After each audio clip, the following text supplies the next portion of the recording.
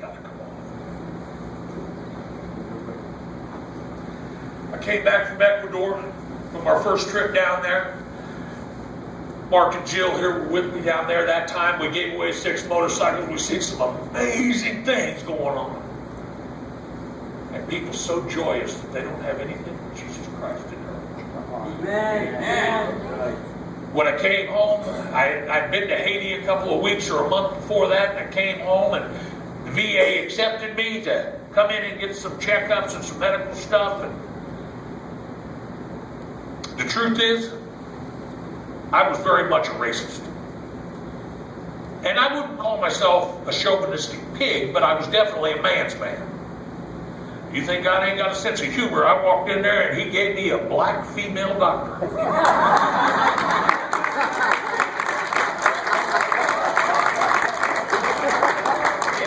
Yeah.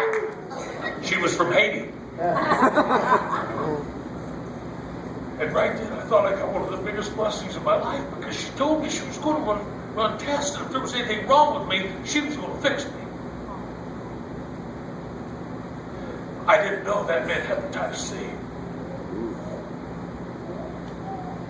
3 days before I was going back to Ecuador the next time to see if God could use me down there, and I was going alone. I was going to run for 4 days with an escort, and then I was going to get on that bus right across country and just see how lost I could get.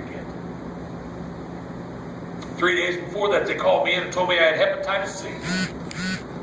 I said, well, I'm not going to talk about it. It doesn't matter. I'm going to Ecuador. I'm going to do God's work, and we'll talk when I get back. You know, when we hear about people with diseases, and we hear about an uncle or a cousin or a grandfather or a mother that gets cancer, that's when you get educated on cancer, right? Yeah. We don't sit around and read everything about all that medical stuff. That's a doctor's job. And all I knew about hepatitis C and what was real in my life was 4 years before that point, I buried my cousin from it. It killed me. So you can tell me whatever you want to. Hepatitis C equals death. Nothing else. It hit pretty hard. But I rested God's hands and I rested His peace. So then I go in. I don't know where I got Hep C, and the guy tells me I got Asian strain. I left Asia for the last time in 1976. I've been carrying a disease for 38 years that killed people, 15,000 plus a year in the United States alone. That's got to be a God thing. 14 days before I was diagnosed, the FDA released a miracle drug. You want to know how good that blessing was? The drug before that caused hair loss. I got news for you. I wasn't doing good with it. So I started taking those pills. They gave me a list of side effects. You'll become moody. I'm 6'2" and weigh 270 pounds. I don't do foods. And then it said I would become severely depressed. I don't do depression. I get over it, move on. 3 days later, I was able to grab and cry like a baby and ask God to get me through this. I was so scared, so depressed, and so alone. But He was right there with me. Amen. Those first 4 or 5 days were rough. My guts turned inside out. Every joint and muscle of my body hurt. I had no energy. I'd walk around the house and I'd have to go sit down. I was winded. I'm hitting the puffer. I'm eating all these drugs. And these drugs are causing all these side effects. There was a couple of times I could just feel God's hand inside me, twisting things around and making it better. Amen. And I had to go with that. And I had to go with that for 12 weeks because I didn't know when it was going to end. I had no idea. God took me places I knew I'd never go. And He peeled back a whole bunch of layers. And I got news for you. When the onions peel back, you're going to cry. And there ain't nothing you can do about it.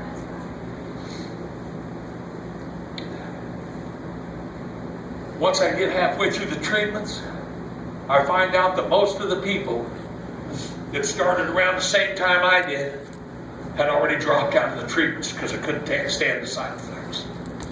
I started crying and praying about that. Got a chance to be healed here, man. Suck it up. And the next day I called, oh, please let me. I don't want to do it.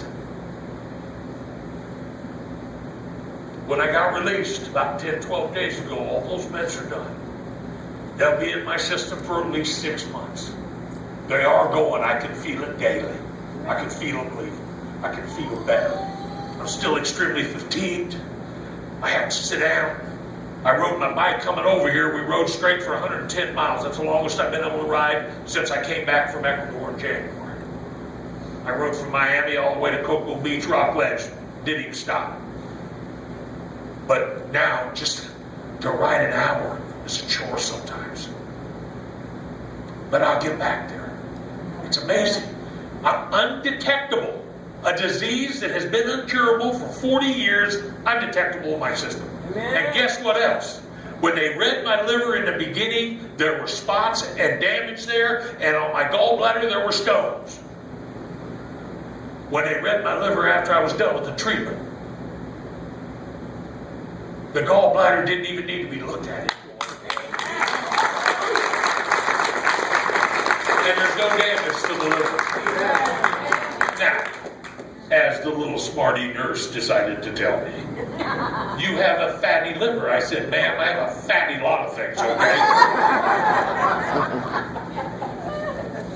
One of the diseases, or one of the side effects was weight loss. I put on 9 pounds in the first 4 days. Nobody has the same side effects. Oh, thank you. I'll be your guinea pig. How am I doing on time, boss? Good. Sweet.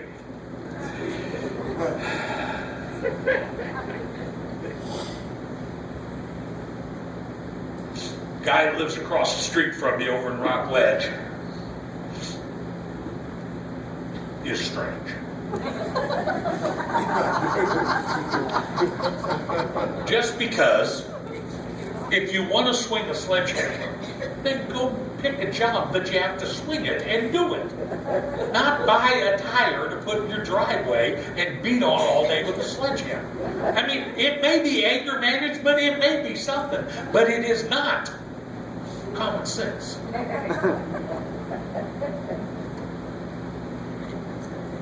But I got an email from a pastor that Nick and I went, the first time I took him out of the country, went into Mexico.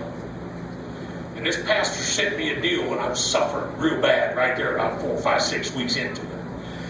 And she said, over 33 years in the mission field, with her and her parents, they had devastating parasites and different things because they were deep in Mexico. Planted 7 churches.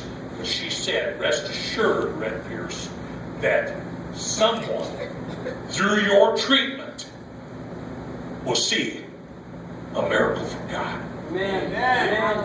Amen. Right. It's 9:20. At 9:30, I'm back on my bike out of my driveway.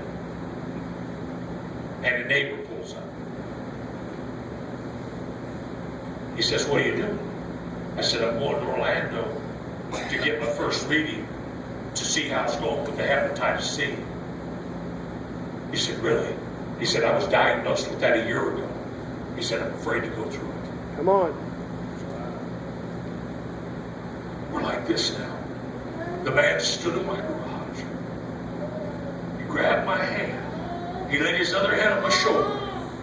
And he said, I now, after watching you for 8 weeks, have scheduled an appointment. There you go. I'm going to face this thing. Amen. I've watched you become a survivor. I've seen you get through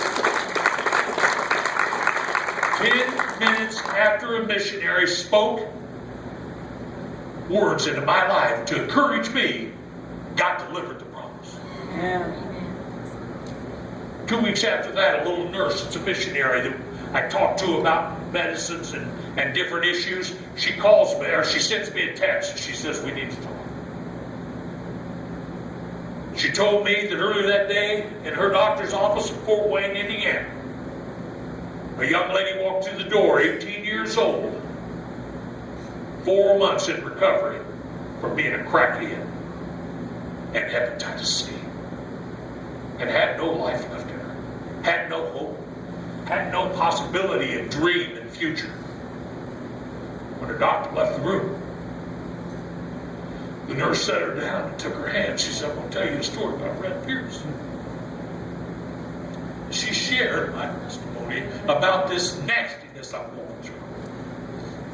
She said that young lady walked out of her office with a smile and opened her heart 10 foot tall. Yeah.